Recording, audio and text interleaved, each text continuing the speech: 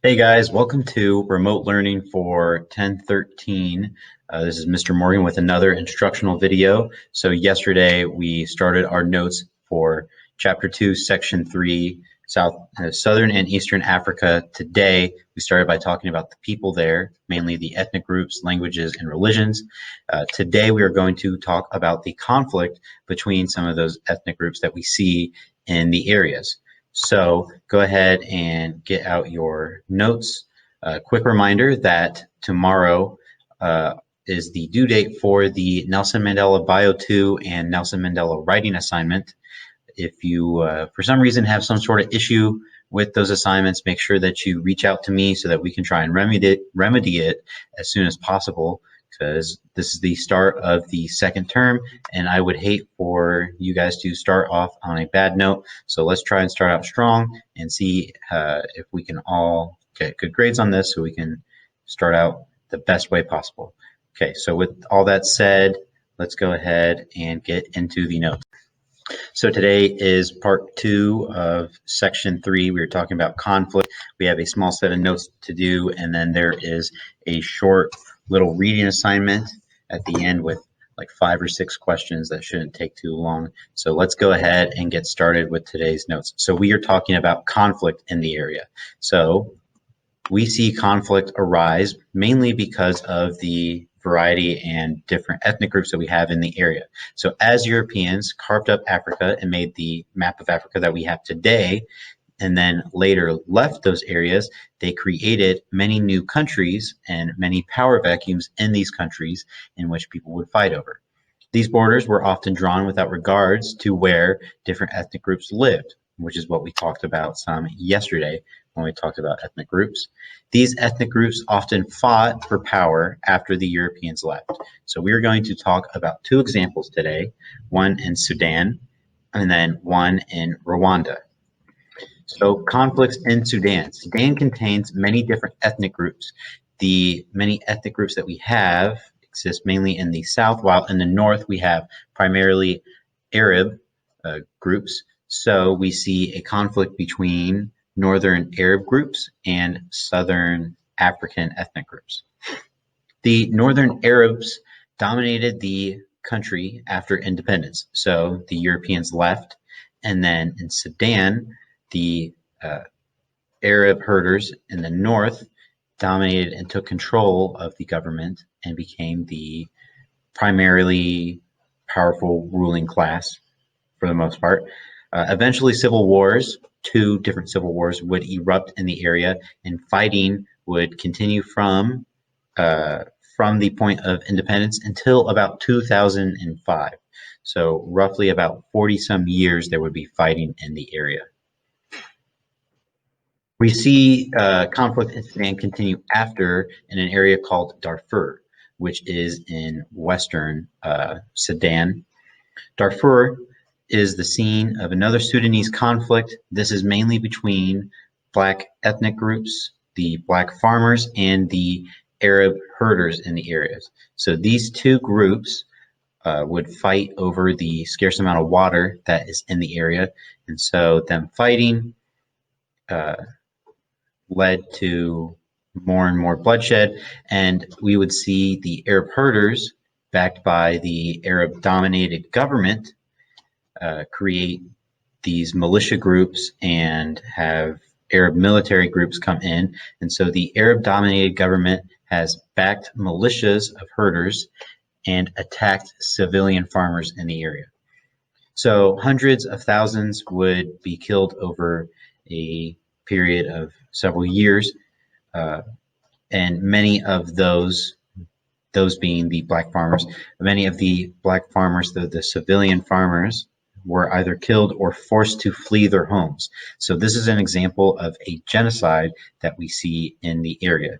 So a genocide is one of our vocab words, and it is an attempt to destroy a whole entire race or people.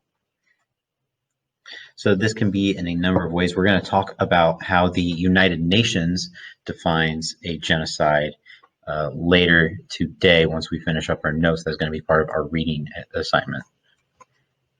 So now we are going to talk about our second example of conflict in the area.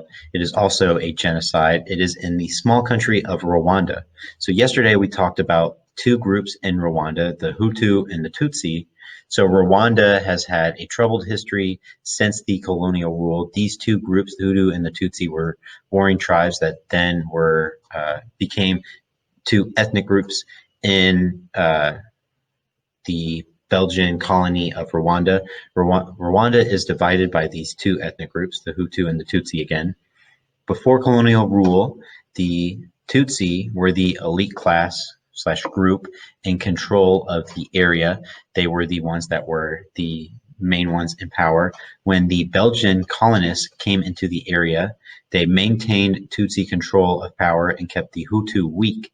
So they saw the Hutu and they examined the two different groups, and they determined that the Hutu were the weaker of the two, and they kept the Tutsi in power while they ruled over the colony. So after independence, the Hutu and the Tutsi began fighting and struggling for who would be in control. And after a violent struggle for power, the Hutu would gain power and control of the country of Rwanda. Not long after gaining control in 1994, the struggle for power turned into a massive genocide. Over a few months, the Hutu groups would run around the country of Rwanda, slaughtering around anywhere between 800,000 and 1 million Tutsis. So the way that they recognized people as being part of this ethnic group was on their ID cards. So the Belgian colonists in the area, before they left, they identified each of the groups by something on their driver's license. So if you imagine on your driver's license, it said you were either one of these two, like if it said you were right-handed or left-handed, and then people ran around New Haven, Indiana, looking for anyone who was left-handed in order to beat them up. This was essentially the same thing. So they ran around looking for anyone, checking IDs, forcibly breaking into homes and checking IDs to see if there was anyone who was a Tutsi in the area. They also just recognized what some of the Tutsis looked like and began to make snap decisions in the streets and attack anyone who they thought might be part of this ethnic group. And so over a couple of months, 800,000 to 1 million people would be killed in Rwanda, the small country of Rwanda, which would force the United Nations to step in. The United Nations would send peacekeepers from places like France and Britain, and they sent these peacekeepers in an attempt to stop the fighting, with very little luck, though. The fighting would continue for a long period of time. It would continue until the fighting would stop when the Tutsis would again come to power. So the Tutsi group would again gain power in the government, and this would force the Hutu to flee to their neighbor to the west, the Democratic Republic of Congo, where there is still fighting between the two ethnic groups in that country today. So for many, they consider this a complete failure on the part of the United Nations. They felt that the United Nations should have stepped in sooner, and that the United Nations did not do enough to try and prevent this genocide. Same with what would happen in Darfur. It would be seen as complete failures by people in charge of the United Nations, which is supposed to oversee all of these areas and protect all sorts of people around the world from things like these. The United Nations was formed after World War II, where we have one of the most popular genocides, the Holocaust. So that completes our notes for this section, and now we are going to move on to our second assignment. So the second assignment, it is a reading assignment with a couple of questions for you to answer. There are not that many. I think there's either 6 or 7. It shouldn't take all that long. So what you're going to do is find the assignment. I believe it is called something along the lines of Southern and Eastern Africa genocide notes or genocide assignments.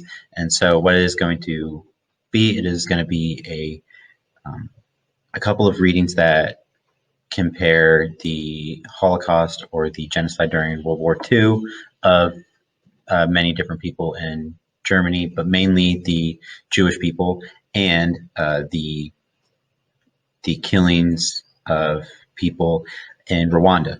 And then we're going to examine different parts of things like genocide and answer a couple of different questions about it.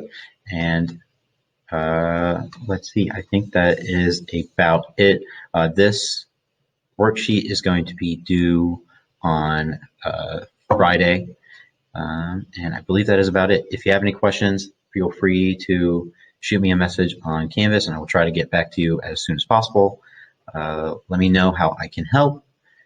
With that being said, I think that's everything that we have for today. I will see you tomorrow, where tomorrow we talk about government in the area. We're going to talk about the two systems of government that we see and add something to our ISN. So I will see you guys tomorrow. Have a great day. Bye.